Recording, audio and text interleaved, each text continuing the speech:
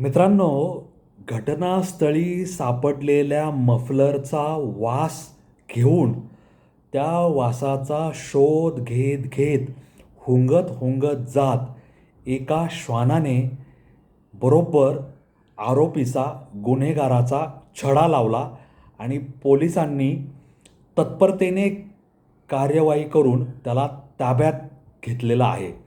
मित्रांनो, 6 वर्षाच्या मुलीवर अत्याचार करून पळालेला एक गुन्हेगार एका श्वानाच्या कर्तव्यदक्षतेमुळे पोलिसांच्या ताब्यात आला आणि पोलिसांनी त्याच्या मुसक्या आवळून त्याला गजाआड केलं.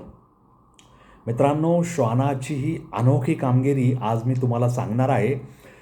ही उत्तर प्रदेश राज्यातील बरेली या भागातील संबल येथे घडलेली आहे. म्हणजे बरेली येथे घडलेली आहे, पण ते क्षेत्र संबल या पोलीस जे हे आहे अधीक्षक त्यांच्या कार्यक्षेत्रात येतं.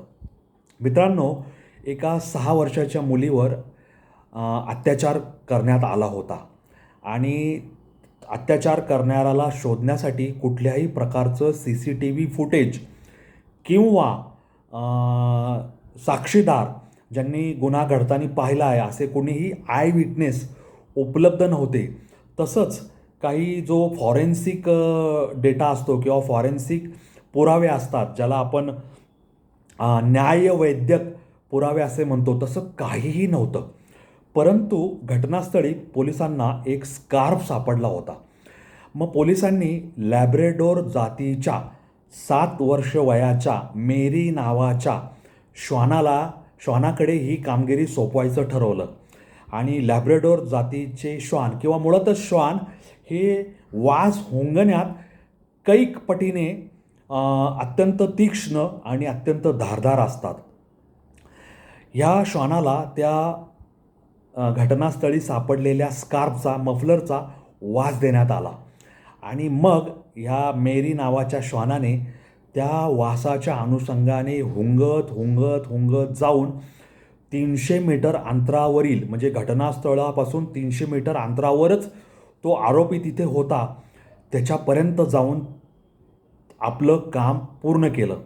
मित्रांनो, संबल ह्या कार्यक्षेत्राचे सुप्रिटेंडंट ऑफ पोलीस के बिश्नोई यांनी असं सांगितलं की त्यांच्याकडे ठोस किंवा अचूक असा कुठलाही पुरावा नव्हता आणि त्यामुळे त्यांना मेरीवर ही कामगिरी सोपवावी असा त्यांनी विचार केला.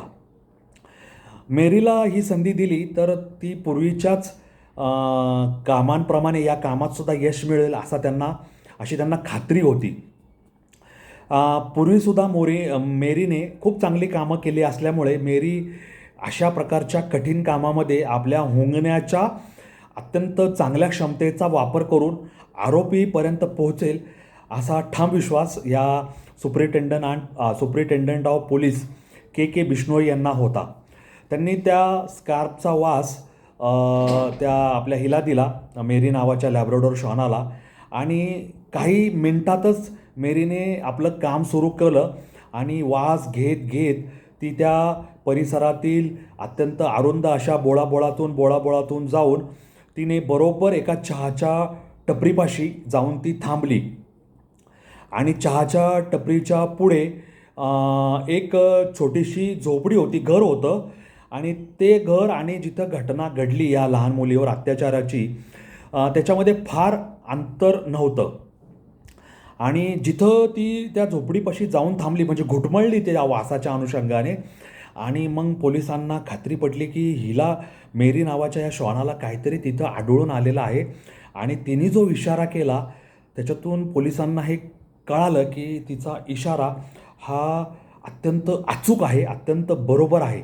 आणि मग त्यांनी त्या झोपडीवर, त्या घरावर तिथं रेड टाकली. म्हणजे तिथे त्यांनी त्या घरावर रेड टाकून, म्हणजे आपण छापा टाकला तिथं, आणि त्या छापा टाकून त्यांना लक्षात आलं की आरोपी पळालेला आहे.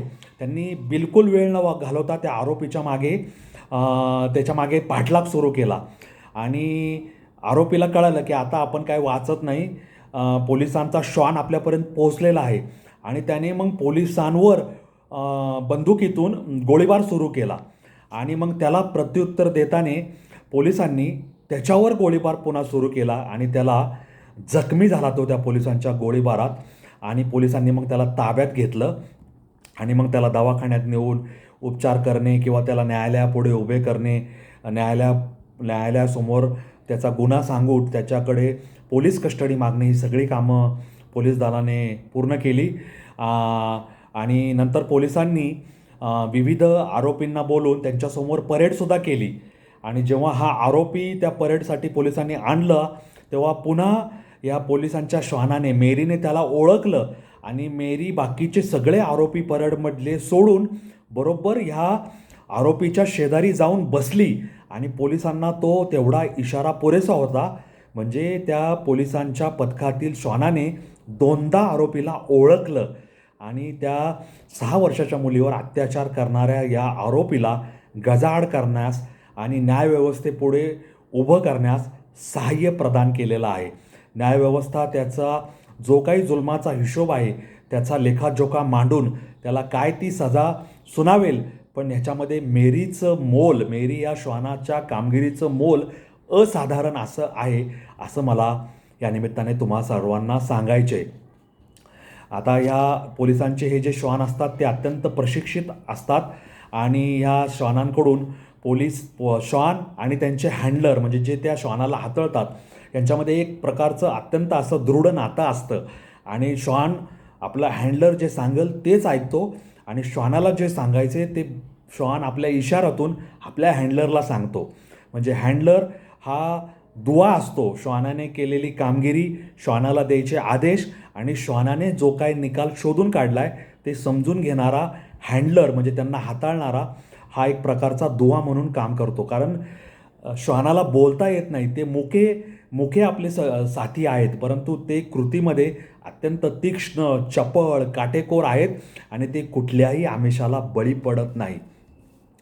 आता या आरोपीने, ज्याने 6 वर्षाच्या मुलीवर अत्याचार केला, त्याला पोलिसांनी पकडलं, त्याला गोळी लागली होती, तो जखमी होता आणि त्याने आपला गुन्हा कबूल केलेला आहे. आणि पोलिसांनी त्याच्यावर protection of children from sexual offences act, ज्याला पॉस्को ॲक्ट असं म्हणतात, त्या अंतर्गत गुन्हा नोंदवलेला आहे. प्रथम माहिती अहवाल त्याच्यामध्ये गुन्ह्याची नोंद झालेली आहे आणि पोलीस आणि कायदा पुढील कार्यवाही करत आहेत. मित्रांनो, ह्या मेरी या श्वानाने त्या मफलरचा वास घेऊन त्या गुन्हेगारापर्यंत पोहोचणे आणि त्या गुन्हेगाराला ताब्यात घेणे, त्याला न्यायव्यवस्थेपुढे म्हणा किंवा दवाखान्यात नेऊन त्याच्या जखमेवर उपचार करणे, ही सगळी कामगिरी पोलिसांनी 48 तासात पूर्ण केलेली आहे. आणि हे जे सुप्रिटेंडंट ऑफ पोलीस आहेत S.K. बिश्नोई यांनी मेरी या श्वानाला आणि त्याच्या हँडलरला 10,000 रुपयांचं रोख पारितोषिक जाहीर केलेलं आहे. तेव्हा पोलिसांच्या या कामगिरीला, मेरी या श्वानाच्या कामगिरीला मी सलाम करतो, सॅल्यूट करतो. आणि लहान मुलांवर अत्याचार करणाऱ्या अशा नराधमांना कायद्याच्या चौकटीत आणून त्यांना कठोरातली कठोर शिक्षा, सश्रम कारावास किंवा फाशीची शिक्षा दिली पाहिजे, असं माझं मत आहे. तेव्हा श्वानाच्या या कामगिरीला, पोलीस दलाच्या या कामगिरीबद्दल आपण त्यांचं अभिनंदन करूया आणि भविष्यातसुद्धा अशाच उत्कृष्ट कामगिरीची त्यांच्याकडून अपेक्षा करूया. तुम्हाला या सगळ्यांबद्दल काय वाटतं मला कॉमेंट बॉक्समध्ये लिहून सांगायला विसरू नका. माझे रील्स लाईक करा, शेअर करा. मी असेच काही वेगळ्या वाटेवरचे व्हिडिओ घेऊन येत असतो. माझे व्हिडिओ लाईक करा, शेअर करा. माझा चॅनल सबस्क्राईब करायला विसरू नका. मला फॉलो करायला विसरू नका. तुमचे आप्तजन, स्नेहीजन, मित्रपरिवार सगळ्यांना माझ्या रील्सबद्दल, चॅनलबद्दल सांगा. त्यांनाही सबस्क्राईब आणि शेअर करण्याबद्दल सांगा. मी अनवट वाटेवर चालणारा वाटसरू वारकरी आहे. माझ्याशी जोडलेले राहा. नवीन काहीतरी वेगळं, काहीतरी बुद्धीला खुराक असं मी घेऊन येत असतो. तुम्हाला ते ऐकायला, समजून घ्यायला नक्कीच आवडेल अशी मला आशा आहे. या नोटवर मी तुम्हा सगळ्यांची रजा घेतो. धन्यवाद. जय हिंद, जय महाराष्ट्र, वंदे मातरम, जय श्रीराम, जय जगन्नाथ, जय सनातन. धन्यवाद.